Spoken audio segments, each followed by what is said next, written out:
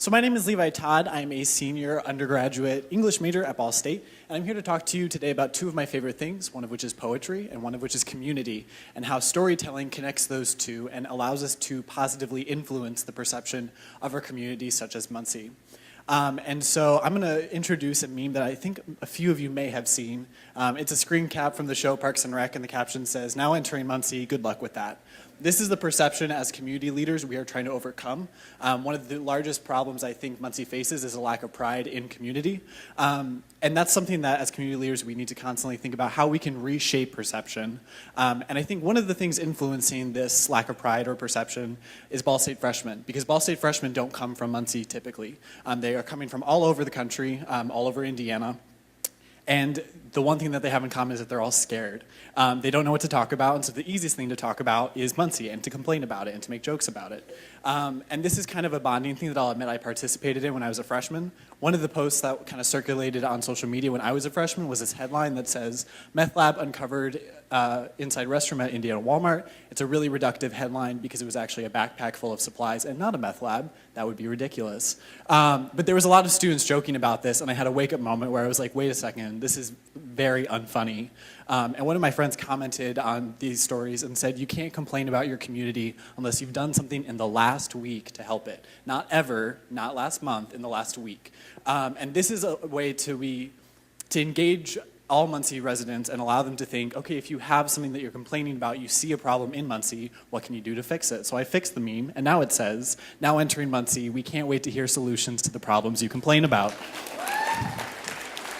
So that's what this talk is going to be about, and when I was a freshman, I tried to think of what I was personally missing in Muncie, what I was complaining about, and I was complaining that I couldn't find a creative writing community outside of the university.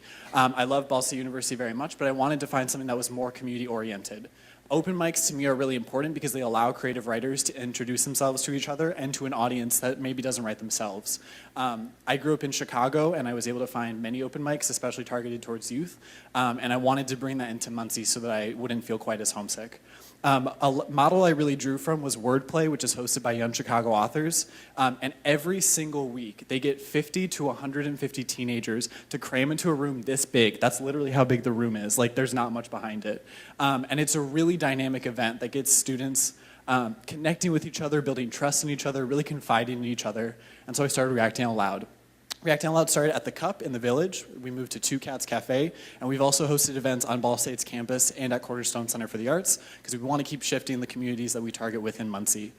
We host monthly open mics and poetry slams that allow poets to connect with one another and with the audience that attends. Storytelling is kind of foundational to human beings' experiences.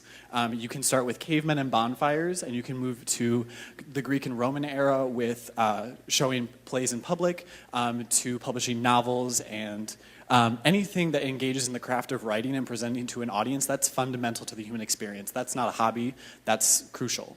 And so when I started Reacting Out Loud, I try to keep these 5 steps in mind for community building. One is bonding. So by participating in an event together, audience members and poets alike engage in bonding. You're all bonding with me now because we're sharing the same experience. Poets open up and delve into their vulnerability and share with the audience, and the audience is affirming and validates that vulnerability. We hope that poets can continue to engage more deeply with their vulnerability and build a deeper level of trust with the audience. And then the last step is deeper sharing, and that is when the poets feel when they are going through something difficult or when they want to celebrate something, they look to our community, and therefore the Muncie community at large, for that to confide in. And so one thing that I love about our events is that our roster of poets who read are usually half newcomers and half regulars.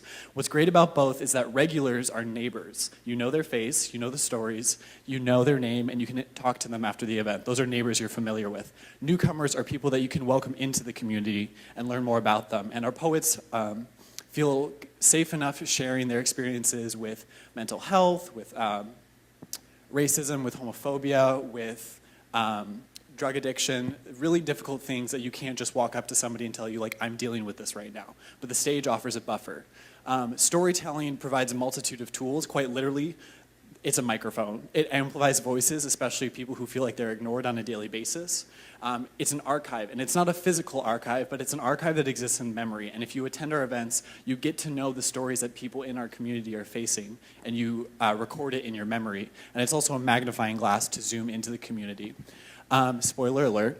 I'm storytelling right now, and you're in the audience. You are engaged in storytelling. There's a reason you came here tonight, because it's compelling and because it makes you feel more deeply connected to your community. You can go beyond the stereotypes, beyond the negative perception, and really engage deeply with the people who live here and who are affected by our community. But why poetry? If you go back to that image of cavemen gathering around a fire or camping and telling stories around the campfire, it's not just the storytelling, but it's the fire itself. The fire is alluring, it's beautiful, it's enrapturing, and poetry does the same thing. It's not just a story, it's telling a story beautifully. So that's why the model of a poetry open mic to me works specifically. I love this quote that says, poetry, as odd as it is and as hard to figure out as it is sometimes, it's also something that we're used to. It's kind of like a dream language that we had centuries ago, so that when we speak poetically or write a poem about what's going on, a real difficult issue that's facing our communities, people listen. That's from the U.S. poet laureate Juan Felipe Ferrer, who just finished his term, sadly. But that listening is what I really want to focus on. There is no storytelling without story listening. You're story listening right now, and if I were to just talk in a room, I would be delusional. The listening is the truly important part, and it's showing up to events like these where people are storytelling, and you can engage in that shared trust. So before you leave today, I want you to think more about how you can deeply engage with storytelling in your communities. They say that poetry is dead, and I know that's not true given the attendance at our events. Poetry is not dead because our communities are not dead, and Muncie is not dead either. So thank you all for coming tonight. If you have any questions, I'm happy to address them later.